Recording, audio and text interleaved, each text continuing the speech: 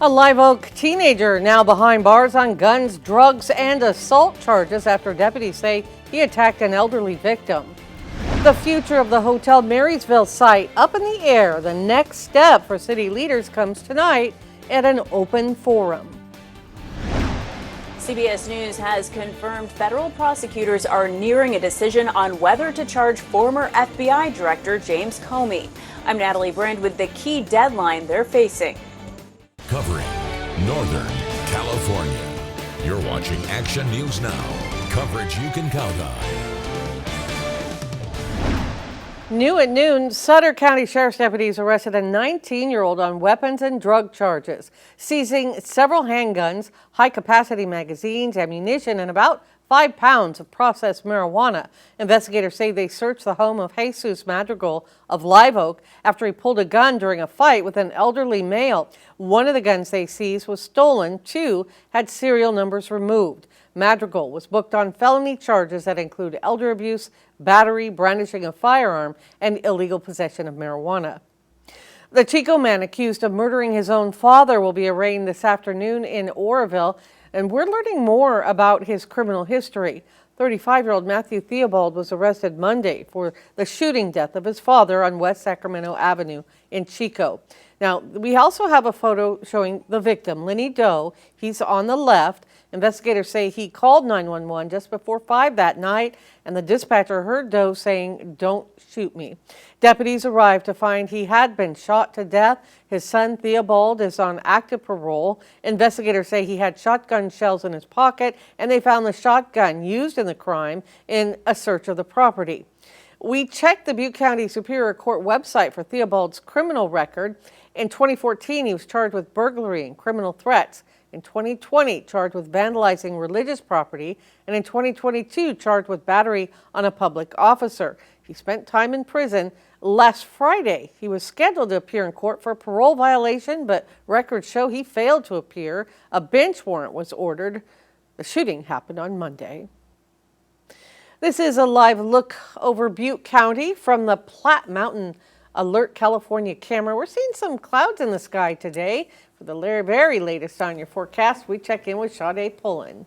Yeah, so for today, we are looking partly cloudy for today, but mostly sunny as we ease our way into this afternoon. So this is a look at our temperatures currently. So we are in the 80s. We look at 82 degrees in Chico, about 84 degrees in Redding. For our foothills, we are in the 60s to 70s with 77 degrees in Paradise, and our mountains are in the 60s to 70s with 78 degrees in Mount Shasta. This is a look at our wind speeds right now. They are looking pretty calm. We do have a light breeze going on throughout the valley at 7 miles per hour and 7 miles per hour as well in Mount Shasta, and our foothills are looking pretty calm. This is a look at our futurecast at 12:15. We do have some clouds coming in, mostly in the foothills in Susanville area and in Chico, and then they start to subside as we go throughout the afternoon, showing that we'll have some sunny skies. Back to you. All right, thank you, Sade. New at noon, an outside review finds Los Angeles County's response to January's deadly wildfires lacked resources and had outdated alert systems. The independent after-action report commissioned by county supervisors says these issues delayed evacuation warnings during the Eaton and Palisades fire. More than 30 people died, thousands of homes were destroyed. The report cites outdated policies and communication weaknesses. The county says the report is not meant to assign blame. Happening today, you can see the new movie, The Lost Bus, at Chico's Pageant Theater. It's a true story of a bus driver who saved 22 children during the Camp Fire. Matthew McConaughey plays the role of Paradise bus driver Kevin McKay. Now, it opens today through Sunday at the Pageant in Chico. At Feather River Cinemas in Oroville, it plays through October 1st. And at Spotlight Cinemas in Red Bluff, it plays through October 2nd. The movie will stream on Apple TV Plus starting October 3rd. Happening tonight, a chance to weigh in on the future of the former Hotel Marysville site, now vacant after a fire forced that building to be torn down. The city is hosting an open forum with an update on where things stand with a request for federal EPA money for dealing with toxic debris from the demolition of that 100-year-old building. And there will also be discussion about next steps. in terms of potential developers, revitalization opportunities, and it's located at 5th and E Streets. Now, the meeting itself starts at 5:30 tonight at Marysville City Hall. Federal prosecutors are reported to be close to making a decision on whether to seek an indictment against former FBI Director James Comey.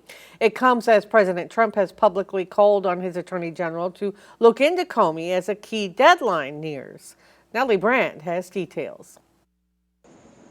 Former justice officials have expressed alarm about the apparent pressure voiced by the president himself, and the clock is ticking for prosecutors who have until next week to decide whether or not to move forward. Comey's a bad person. He's a sick person. I think he's a sick guy, actually. President Trump continued to lash out against former FBI Director James Comey Thursday, but distanced himself from the decision federal prosecutors are now weighing. They're going to make a determination. I'm not making that determination. I think I'd be allowed to get involved if I want, but I don't really choose to do so. Multiple sources tell CBS News prosecutors are considering bringing a case against Comey before a grand jury. There are reports they're looking into charging him with lying to Congress when he testified in 2020 about the FBI's investigation into Russian interference in the 2016 presidential election. I stand by what the testimony you summarized that I gave in May of 2017. The 5-year statute of limitations runs out Tuesday, and just days ago, President Trump publicly urged Attorney General Pam Bondi to look into Comey and other political opponents. He posted on social media, "Justice must be served now."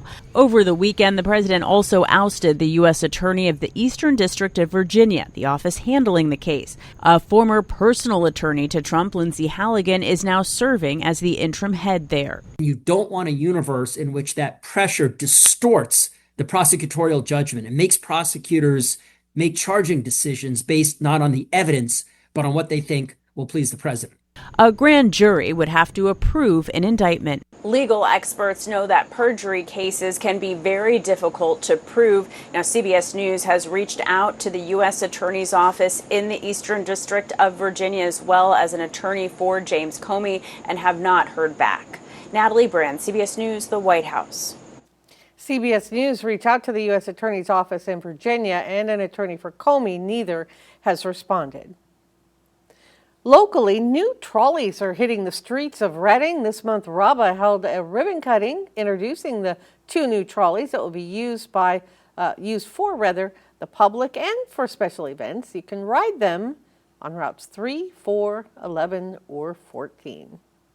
Still ahead, a guest joins us with all you need to know about this weekend's big salmon festival in Oroville.